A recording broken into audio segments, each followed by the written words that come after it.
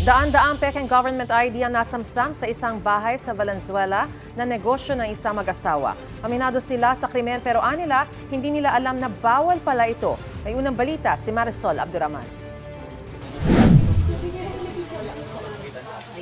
Nang pasukin ang bahay na ito sa Valenzuela, tumambad sa PNP Anti-Cybercrime Group ang samut-saring ID, gaya ng National ID, PhilHealth, TIN, PWD ID, driver's license at iba pa. Magkakaibang ID pero lahat naman peke.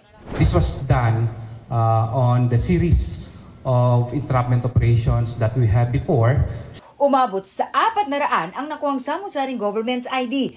Made to order daw ang mga ito at inihahatid gamit ang delivery service.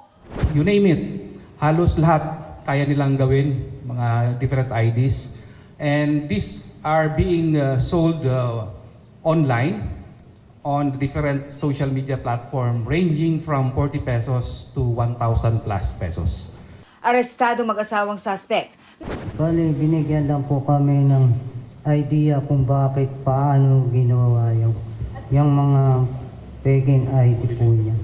Pero hindi po namin i-expect po na bawal po yun. Kasi nga po, gawa po ng kahirapan. Kitang-kita na natin na hindi talaga legit. Sinampahan ang dalawa ng reklamong paglabag sa Article 172 o falsification of documents by private individual and use of falsified documents ng Revised Penal Code at paglabag sa Cybercrime Prevention Act of 2012. Nagbabala naman ang LTO sa mga gumagamit ng peking dokumento. Revocation with perpetual disqualification and use of fake license, ganyan na. Ito ang unang balita. Marisol Abduraman para sa GMA Integrated News.